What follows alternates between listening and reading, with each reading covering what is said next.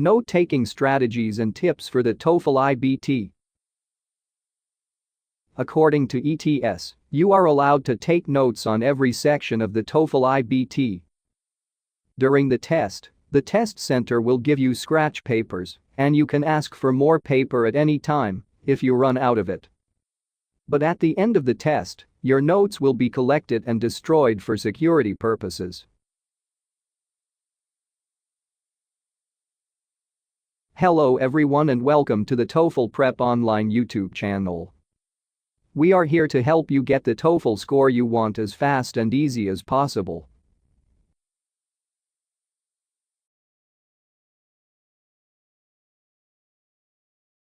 Why should we take notes on the TOEFL iBT?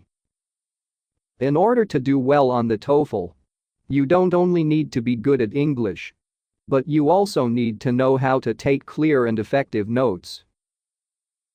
Although note-taking is not directly tested on the TOEFL, but during the listening, speaking, and writing sections, you must listen to lengthy audio clips that contain lots of information to remember. Therefore, mastering note-taking will help you improve your score. That is why in this video, we are going to take you step by step through the note-taking process for the TOEFL iBT test, so you know exactly what you need to do to take more notes in less time. As you have to take notes on all of the listening tasks, the integrated writing task, and the speaking tasks, you may use these general tips throughout the entire test. Tip number 1. Keep your notes clean and organized. There are many ways to organize your notes, but we recommend an outline structure for lectures and a column structure for conversations.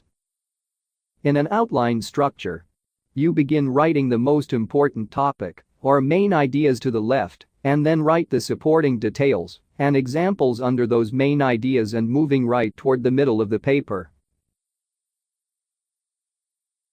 In a column or charting structure, you should draw a chart with 2 columns. Each column can be used to summarize what different speakers say. During the conversations, one of the speakers will always be a man and one of them will always be a woman. So please don't call them student, professor, librarian, or anything else, and simply call them man and woman in your notes. Tip number 2. Write down only the main ideas. On the test day, you will never have enough time to write down every little detail. So if you try to note everything you hear and read on the test, you will quickly fall behind and end up missing important details. As the main ideas, you can write down the following pieces of information in your notes. The topic of the conversation or lecture. Key points, reasons, and examples. Important terminology and phrases. Different speakers' opinions, questions, and reactions. Headings, divisions, or lists. Any solutions or suggestions. And any decisions made. Tip number 3. Don't write full sentences, use symbols and abbreviations. One of the most difficult aspects of taking notes while listening is that you cannot both listen and write at the same time. And if you try to write down each small detail, it will slow you down and will cause a decrease in your score. Therefore, instead of writing down every detail and word, create your own, easy-to-understand system of symbols and abbreviations so you can minimize the amount of time writing and maximize the listening time.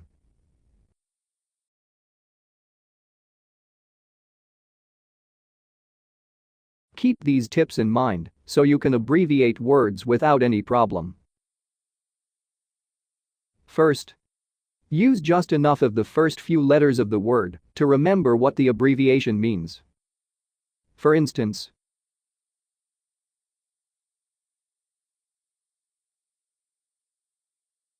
second, remove most of the vowels from the word and use just the key consonants to help you recognize the word. As in the following examples.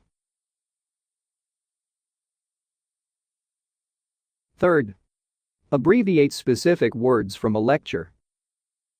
If there are words that are commonly used in a particular lecture you are listening to, you should try to abbreviate them. For example, in a lecture about acid rain, the speaker might frequently talk about sulfur, nitrogen, pollution, and factories. Therefore, the following abbreviations could be used. Fourth, if possible, for long words use shorter synonyms. For instance, fifth, use symbols because they can be easily written and include a lot of meaning. Like these symbols. The equal sign can simply mean equals, the same as, and results in. The hashtag sign means number. The dollar sign can be used for anything related to money. Use the percent sign instead of the word percent. Minus sign can be used for minus, less, and subtract. The plus sign is used for and, in addition, and plus. Up arrow for increase or improvement. Down arrow for decrease or deterioration. There are many common symbols and abbreviations which you can use for note-taking. You probably already know many of them, but perhaps had not thought about using them before. So look at this list of most common symbols and abbreviations, then try to use them when possible.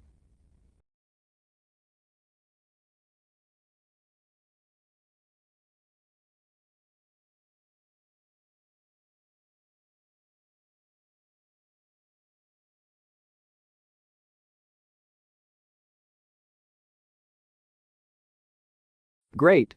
Now create your shortened version of these sentences using symbols and abbreviations. The first and second sentences are done as examples. You can find a sample shortened version of them at the end of the video or in the pinned comment below. There are infinite possible answers, so don't worry if your answers are not the same as ours.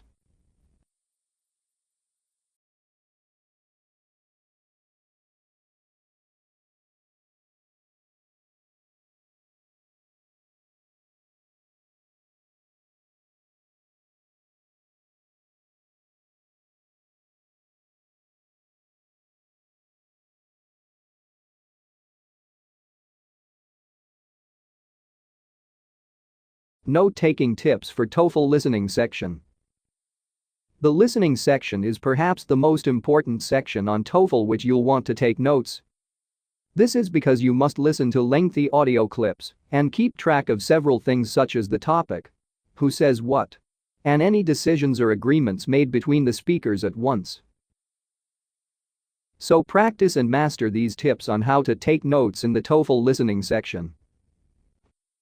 First, pinpoint the main idea right away. As soon as the audio clip begins playing, try to recognize the overarching topic of the conversation or lecture. Doing this will help you predict what the rest of the audio clip is likely to focus on and what types of details you may hear. With most audio clips, you should be able to catch the main idea of the conversation or lecture within the first few sentences. In lectures, the narrator will usually give you a brief overview of what the professor will discuss. Once the lecture begins, the professor should announce more clearly what he or she will be discussing and why. For example, in one sample lecture, the narrator states, "Listen to a lecture in a gemology class." Right away, we know that the topic is related to gems. Probably formation, mines, or cutting of gems. The professor then begins his lecture. Today I'll be talking about different styles of gem cutting, particularly about how these different styles developed historically.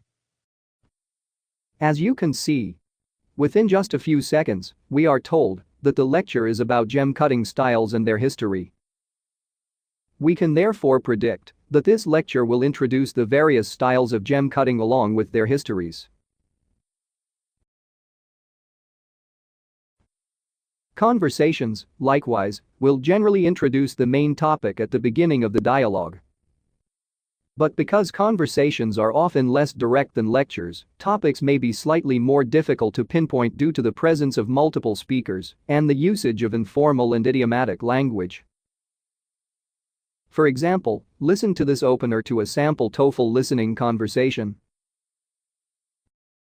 Listen to a conversation between a student and an advisor. Yes, Sean, what can I do for you?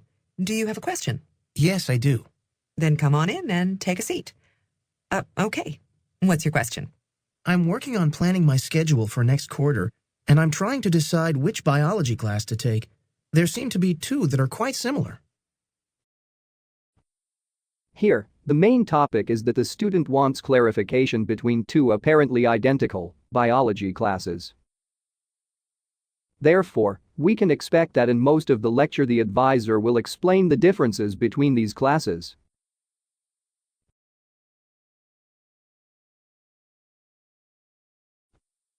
Second, note important terms and concepts. In lectures, you'll often hear a professor mention a particular term or concept, which will usually be accompanied by an image of the word or phrase written out on a blackboard. In these cases, always take care to write down the term or concept in your notes, and don't forget to write its definition as well once the professor explains it. Chances are at least one of the questions on listening will ask you about how the professor explains a particular word or phrase and what it means in the context of the lecture. Therefore, it's extremely important for you to be able to recall exactly what these concepts and their definitions are. Third, listen for transitional words and phrases. Finally, make sure to keep track of any transitional words or phrases the speakers use to help organize their thoughts or introduce new ideas. While you don't need to record these transitions in your notes, listening for them will allow you to identify when a new point or example is being introduced. There are many transitions and conjunctions to listen for in TOEFL audio clips, some of which are listed below.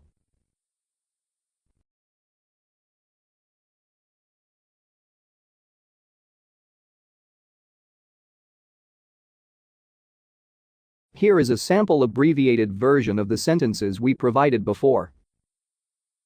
But keep in mind that until your abbreviated sentences are meaningful to yourself, it doesn't matter if they are not the same as these answers.